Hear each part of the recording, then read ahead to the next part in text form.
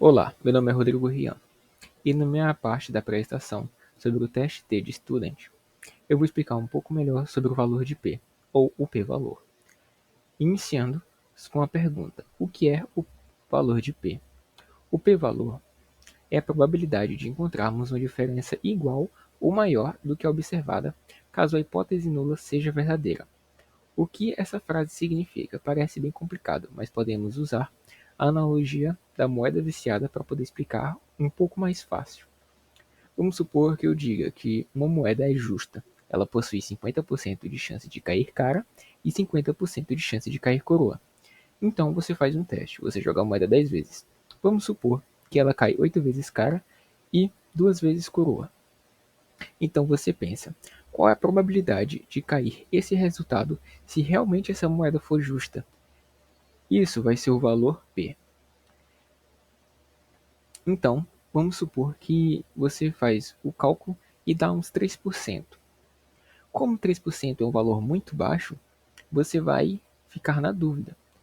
Você vai começar a duvidar se aquela moeda realmente é justa. Você vai pensar que ela está viciada, pois é uma probabilidade muito pequena de cair aquele resultado. Traduzindo para o teste T, a hipótese nula seria as médias, que são iguais. Você vai coletar os dados através de testes e encontrar uma diferença. O p-valor diz: é provável ver essa diferença se as médias realmente forem iguais? Que é a pergunta que você se faz. Então, a resposta vai ser a seguinte: se o valor de P for grande, então a probabilidade daquele resultado se repetir é bem alta, ou seja, é um resultado aceitável. E você não vai rejeitar a hipótese nula, ou seja, no caso da moeda, seria uma moeda justa. Se você realizasse um teste e um teste desse, por exemplo, um valor de 40% de chance de ocorrer aquele resultado. Um P pequeno, ou seja, uma taxa de uma chance bem pequena de ocorrer aquele resultado, torna muito improvável o resultado, ou seja, você rejeita a hipótese nula, você não acredita que aquela moeda é justa. Você vai pensar que é uma moeda viciada, pois a chance de ocorrer aquele resultado é muito baixa. Passando um pouco mais para falar sobre o valor de P, vamos usar a interpretação com alfa 0,05. O P, quando for menor que 0,05, é uma diferença estatisticamente significativa, ou seja, se o P for menor que 0,05, vamos considerar que a hipótese nula não existe, é uma falsa. E caso o P seja igual ou maior que 0,05, a diferença não é significativa, ou seja, é aceitável o resultado. Outro exemplo é um exemplo do café. Dois grupos tomam dois tipos de café. O grupo A desperta em média de 20 minutos e o grupo B desperta em média de 15 minutos. Ao realizar um teste T, o P deu 0,03, ou seja, existe apenas 3% de chance de ver uma diferença assim entre esse café, no caso de 5 minutos para despertar, se os cafés não tivessem uma diferença entre eles.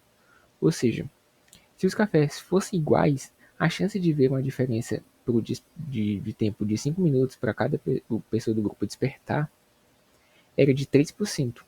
E como isso é bastante raro, a gente pode concluir que é improvável que os cafés sejam iguais. O café B realmente vai funcionar mais rápido. Passando agora para falar um pouco sobre os erros comuns que acontecem bastante durante o uso do teste T. Primeiro, usar o teste T quando os dados não são normais. O teste T ele funciona bem quando os dados têm formato de sino, ou seja, são dados normais. Se os dados forem muito tortos, tipo renda, número de seguidores e etc., ele pode dar resultados falsos, mas isso tem uma solução, que eu vou explicar em breve. Outro caso é escolher o teste errado. O teste T possui vários tipos, e para cada tipo você tem que usar uma abordagem correta. Existe um tipo com uma amostra em que se compara a média com um valor fixo. Existe o caso com duas amostras independentes, onde compara dois grupos diferentes. Existe o pareado, que compara o antes e depois do mesmo grupo. Existe o caudal, que é uma direção única, ou seja, só aumenta ou só diminui. E existe o bicaudal, que é em ambas direções. Ou ele aumenta ou ele diminui, ele pode fazer ambos. E os erros mais comuns é usar o independente, quando é pareado, ou seja, é apenas um só grupo, para você comparar o antes e depois, e você compara um grupo como se fosse dois, sendo que é só o mesmo grupo antes e depois. Usar pareado quando são grupos diferentes, ou seja, você compara como se fosse o mesmo grupo antes e depois, mas na verdade são dois grupos diferentes. E usar bicaudal quando deveria ser unicaudal, ou seja, era para ser uma direção única e você botou como se pudesse aumentar ou diminuir. Esses são os erros que mais acontecem. Falando agora para resolver, quando esses dados forem muito tortos, tipo de renda, número de seguidores, que podem dar resultados falsos, a gente utiliza o teste de Velt, que é uma versão mais moderna do teste T para duas amostras independentes. Quando que você deve usar ele? Quando os grupos têm tamanhos diferentes, as variâncias forem muito diferentes, ou você não tem certeza se a variância é igual. O Welch ajusta automaticamente os graus de liberdade e deixa o teste mais confiável. Um exemplo bem simples para mostrar isso simultâneo entre o teste T e o teste de Welch é o seguinte. Vamos supor que existe um grupo A com a média de 80, a variância de 100 e o número de pessoas 10. O grupo B, com a média de 70, uma variância de 225, muito diferente, e o número de pessoas é 8. As variâncias são muito diferentes, que é o ideal para comparar os métodos. Passo 1. Estatística T. A estatística T é a mesma fórmula dos testes, tanto no teste T de Student como no de Welch, a fórmula vai ser a mesma. O que vai mudar vai ser o erro padrão. O que vai mudar no erro padrão do teste T normal para o teste T de Welch. O teste T normal vai usar a variância combinada, chamada de pooled variance, em que as variâncias vão ser feitas todas juntas. E o cálculo do erro padrão, as variâncias vão estar juntas. Aqui no caso, nesse cálculo, usando esses dados, deu um erro padrão de 5,90. Enquanto no teste T de Welch, o erro padrão, com variâncias separadas, o erro padrão deu 6,17, ou seja, o erro padrão deu maior. E o que significa dar um erro padrão maior? Dando um erro padrão maior, a estatística T vai diminuir. Vocês podem ver que no teste normal a estatística, através desse cálculo, e substituindo dessa fórmula, podemos ver que no teste normal a estatística T deu 1,69, enquanto no teste de Welch a estatística T deu T igual a 1,62, ou seja, uma estatística T menor, o que dá mais confiabilidade ao resultado. Outra coisa que vai mudar bastante entre esses testes é o grau de liberdade. Isso que faz tornar o teste de Welch mais justo do que o teste T normal. Enquanto no teste normal a gente pode calcular o grau de liberdade somente por n mais 1, n1 mais n2 menos 2, que dá igual a 10 mais 8 menos 2, que dá 16, bem simples.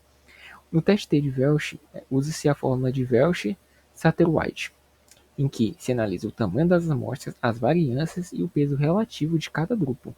Ou seja, a variância vai pesar, grupos que têm a variância maior vão pesar mais no cálculo, mudando o valor, mudando o grau de liberdade, que fica bastante menor. Como vocês podem ver, um grau de liberdade de 16 e o outro 11,7. Quando se tem variâncias muito diferentes, você pode ver que o grau de liberdade muda muito. Mas caso as variâncias fossem iguais, vocês veriam que o valor daria um aproximado. Até porque poderia se usar o teste T normal, em vez do de Welch. Então, considerando esses resultados, a gente obtém uma estatística T de 1,69, um grau de liberdade de 16 e um valor P de 0,11 no teste T normal. No teste T de Welch, a gente encontra uma estatística T de 1,62, tornando um cálculo mais confiável, um grau de liberdade de 11,7 e um valor P de 0,13. A conclusão desse exemplo é que não vai haver diferença significativa em nenhum dos dois.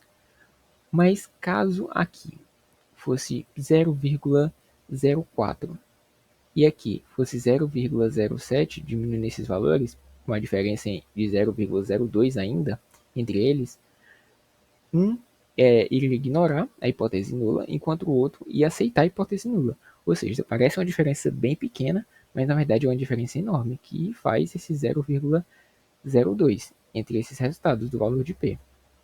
Ou seja, resumindo, a principal diferença é que o teste de Welch aumenta o erro padrão e diminui o grau de liberdade, deixando o teste mais conservador quando as variâncias são diferentes.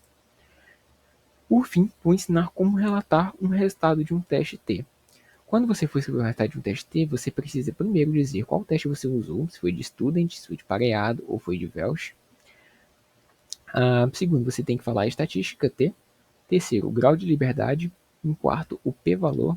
Em quinto, uma conclusão prática, que dê para as pessoas entenderem facilmente. E um exemplo de uma frase pronta para uma conclusão de um teste é a seguinte: aplicou-se o teste T de Welch e encontrou-se diferença significativa entre os grupos. Aqui estão os resultados, que vai ser a estatística T de 2,41, grau de liberdade 18,6 e o valor P de 0,026. Ponto. Ele entregou os resultados nessa primeira frase e vai concluir de forma prática. Conclui-se que o grupo A teve uma média maior que o grupo B. Chegamos ao fim da nossa apresentação. Quero agradecer a atenção de todos. Aqui vai estar nossas referências, caso queira conferir alguma parte que você ficou com dúvida, pode acessar lá que vai ter mais assuntos, se quiser entender até melhor. Agradeço a atenção e muito obrigado.